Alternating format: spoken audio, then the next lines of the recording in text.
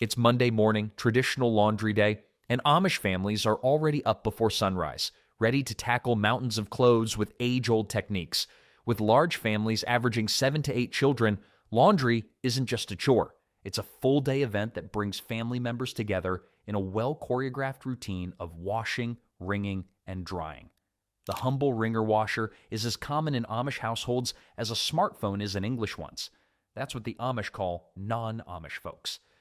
These trusty machines are particularly popular in the more traditional Old Order Amish communities of Lancaster County, Pennsylvania, and Holmes County, Ohio. While they might look like antiques to outsiders, these machines are actually quite sophisticated in their simplicity. Here's the thing about wringer washers. They're basically like a big metal tub with an agitator in the middle and 2 rollers at the top. The Amish usually power them with gas engines or compressed air, since electricity is a no-go. You'd be surprised how much water these machines need, about 15 to 20 gallons per load. Most Amish families get their water from wells or springs on their property. Some communities have even set up elaborate gravity-fed water systems that pipe spring water right to their wash houses. Pretty clever, right? Speaking of wash houses, that's where you'll find these machines. It's usually a small building separate from the main house, and trust me, on laundry day, it's the busiest spot on the farm. The benefits of these washers are pretty impressive. They use less water than modern machines. Bet you didn't expect that. Clothes last longer because they're not tumbled around as much, and they're easy to fix when something goes wrong. My favorite part? You can actually see what's happening to your clothes instead of just hoping for the best like with modern washers. But it's not all sunshine and clean clothes. These machines have their downsides too. For one thing, you've got to be careful with that wringer. It's not exactly forgiving if you get your fingers caught in it. Ouch! The whole process takes way more time and effort than tossing clothes in an electric washer. And in winter? Well, let's just say washing clothes in an unheated wash house isn't anyone's idea of a good time. But as my Amish friend Sarah once told me, the harder you work for something, the more you appreciate it. Speaking of hard work, let's talk about hand-cranked agitators, the bicep-building workout that no Amish gym would be complete without. These simple machines are particularly common in the Swartz and Truber Amish communities, who are known for being the most traditional of all Amish groups. You'll find them being used regularly in places like upstate New York and parts of Minnesota, where some communities still hold onto the strictest Old World traditions. A hand-cranked agitator is exactly what it sounds like. Imagine a big stick with paddles attached to it that you have to turn by hand to wash your clothes. It's like making butter in a churn, except instead of getting butter, you get clean clothes, and surprisingly, toned arms. The beauty of these devices is their simplicity. No engines, no complicated parts, just good old-fashioned elbow grease. Water usage with these agitators is actually pretty interesting. They typically need about 10 to 12 gallons per load, less than their wringer washer cousins. Most families using these will have a large water barrel near their washing area, usually collecting rainwater or water hauled up from their wells. I once visited an Amish family in Missouri who had the most ingenious setup. They had connected their water barrel to the roof's gutters, creating a natural water collection system. Talk about working smarter, not harder. The benefits? Well, for starters, these agitators are practically indestructible. There's almost nothing that can break on them, and if something does, it's usually fixable with basic tools. They're also incredibly portable.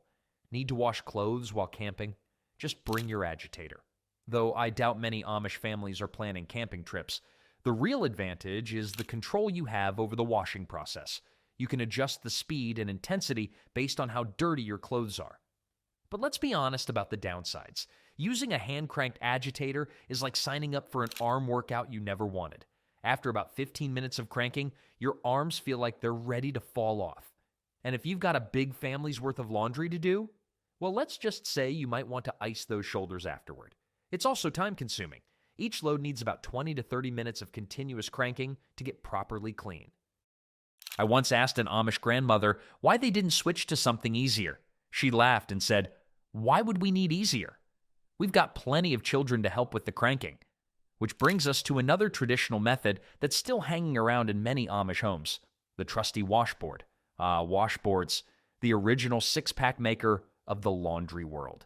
You'll find these ribbed wonders still hard at work in the most conservative Amish groups, especially in smaller settlements like the Nebraska Amish of Pennsylvania, who, ironically, aren't in Nebraska at all. Some families keep them around just for those extra tough stains that need special attention.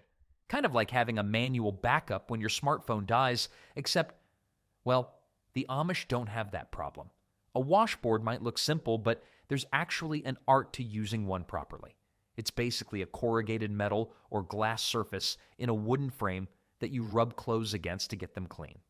Most Amish families who use washboards have them set up in large wash tubs, often with 2 tubs, one for washing and one for rinsing.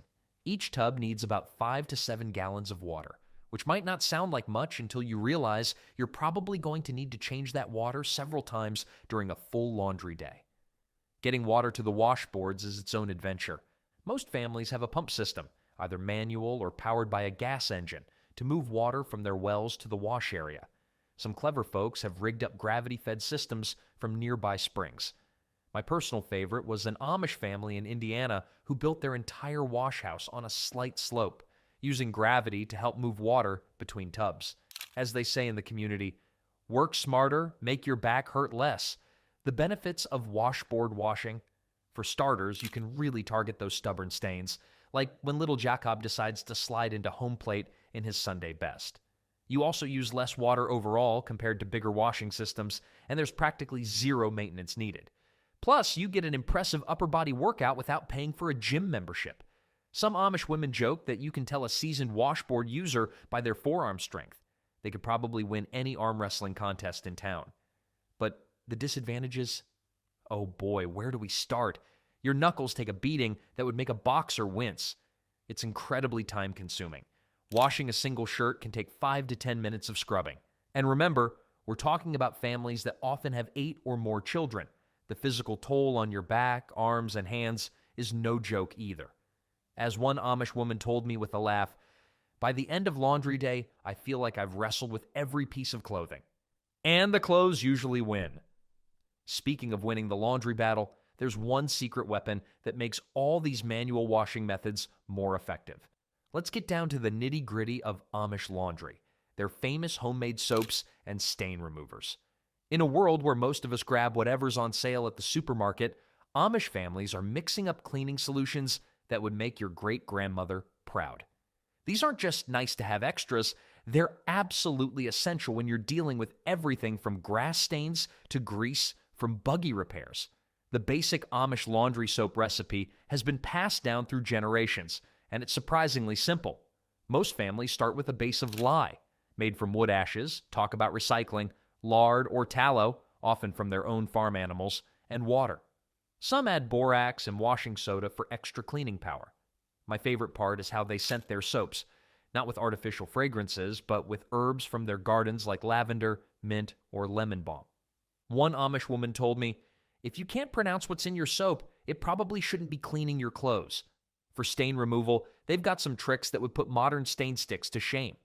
Got a grass stain? Mix vinegar and baking soda into a paste? Grease from working on farm equipment? A mixture of cornstarch and hydrogen peroxide does wonders. One of their most effective treatments is sunshine. They'll wet a stained item, rub it with their homemade soap, and let it sit in direct sunlight. It's like nature's bleach, minus the harsh chemicals. The best part about these homemade cleaners is that anyone can make them. Here's a basic recipe that even a teenager could handle. Mix 1 cup of grated Castile soap, or any plain bar soap, half a cup of washing soda, and half a cup of borax. That's it. For tough stains, they make a paste using baking soda, a tiny bit of water, and a splash of vinegar. I tried this on my coffee-stained shirt last week, and let me tell you, it worked better than any commercial stain remover I've ever bought. What makes these cleaners especially important for Amish families is the nature of their work. When you're farming, building furniture, or working with horses all day, you end up with some seriously dirty clothes. Regular store-bought detergent just doesn't cut it when you're dealing with sap from logging, oil from machinery, or the mysterious combination of mud and manure that farm kids seem to attract like magnets. As one Amish father joked, "If our soap can clean a boy's clothes after a day of helping birth calves, it can clean anything." Now, once you've got your homemade soap ready, There's actually a whole process to washing those clothes properly. Let me walk you through how an average Amish laundry day unfolds. A typical Amish laundry day starts before the roosters even think about crowing, usually around 4:30 a.m. It's like a well-choreographed dance, except instead of music, you've got the splash of water and the squeak of washboards providing the rhythm. Trust me, after seeing this process firsthand, our throw it in the washer and forget it method seems almost lazy. First comes the sorting, and we're not just talking lights and darks here. Amish families typically sort clothes by how dirty they are: regular dirty, everyday clothes, extra dirty, work clothes, and please don't tell me what that stain is. Usually the kids' play clothes. Each pile gets treated differently, with the dirtiest clothes getting a good pre-soak in warm water with their homemade soap mixture. One Amish mom told me, if you don't soak little David's pants first, they could probably stand up on their own. The actual washing process is fascinating. They start with the least dirty items, usually Sunday church clothes, and work their way up to the farm work clothes. Each load takes about 30 to 45 minutes from start to finish. The clothes get scrubbed, agitated, either by machine or hand, wrung out, rinsed at least twice, and wrung out again. It's like a spa treatment for clothes, except much more vigorous. A large Amish family, let's say 8 to 10 people, typically has about 15 to 20 loads of laundry per week.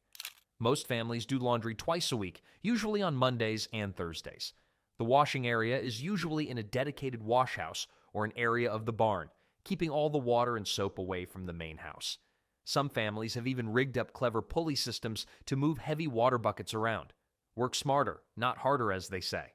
An interesting quirk: while they do separate lights and darks, nobody wants their white shirts turning gray. They're much more concerned about fabric type than color. Denim gets washed separately because it's tough on other clothes. Wool gets special treatment because it can shrink. And those plain cotton dresses and shirts that are the staple of Amish clothing, they get washed together regardless of color, as the dyes they use rarely bleed.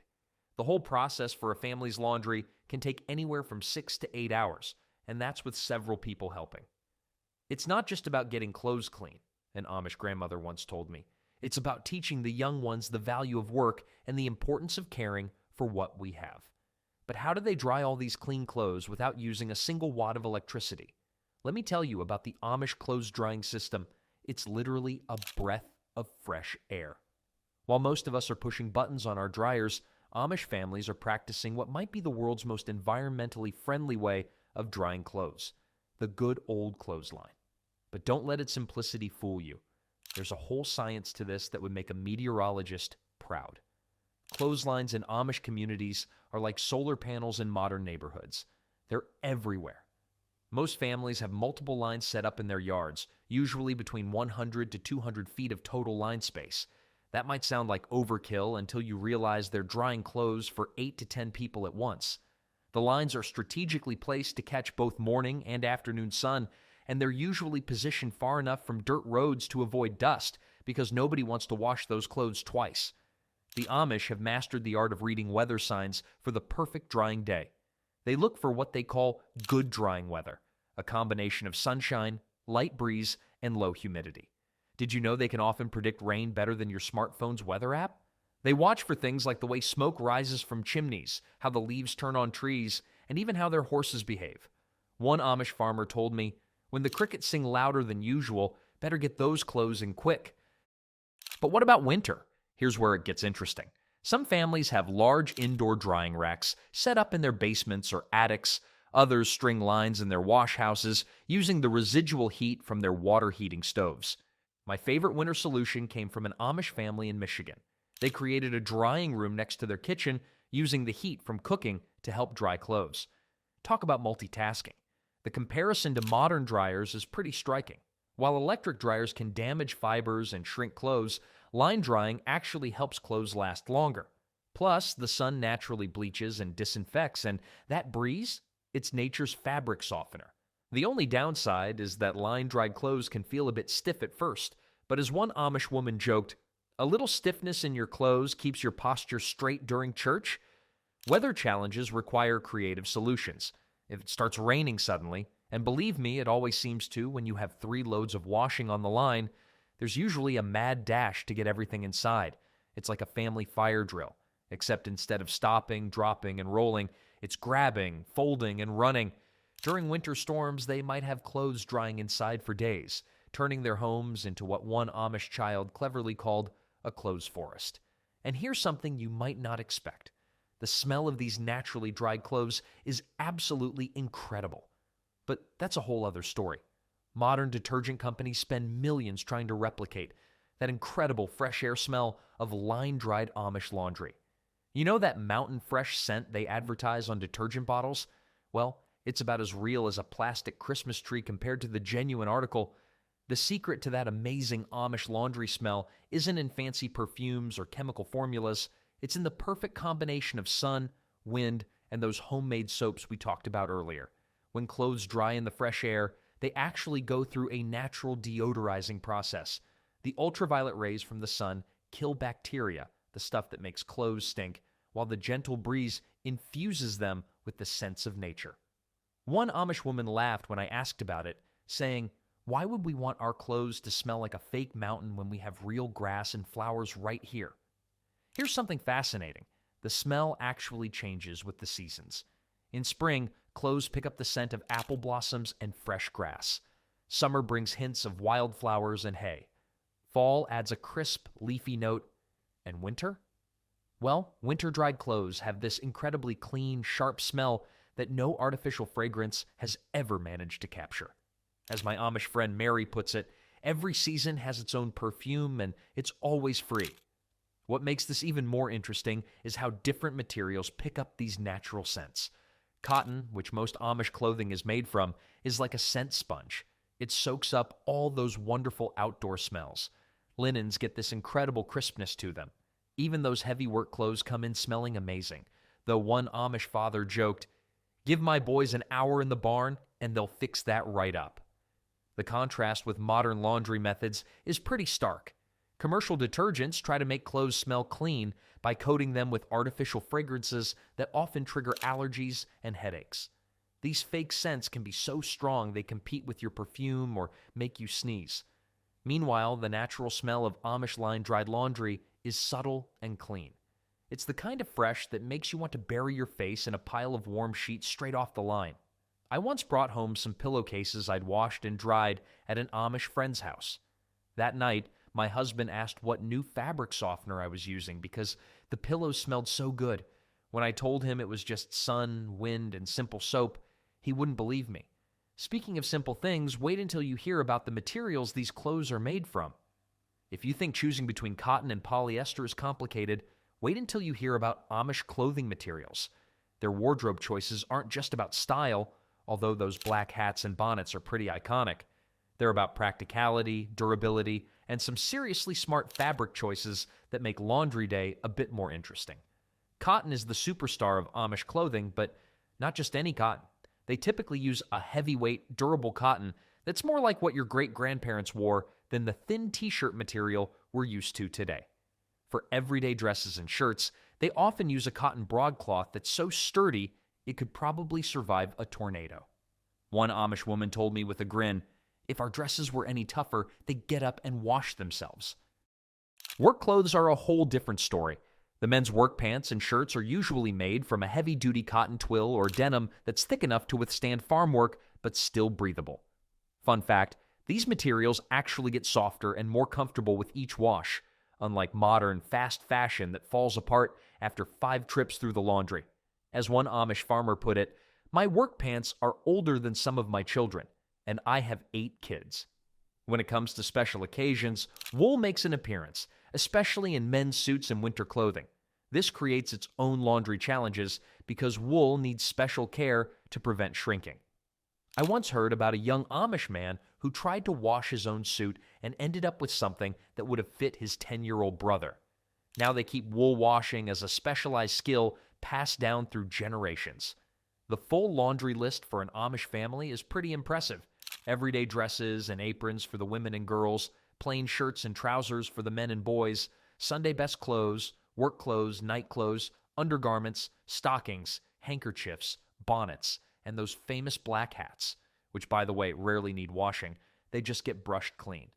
Each type of garment needs its own special washing treatment. Here's what's really clever. They choose materials that actually make laundry easier in the long run.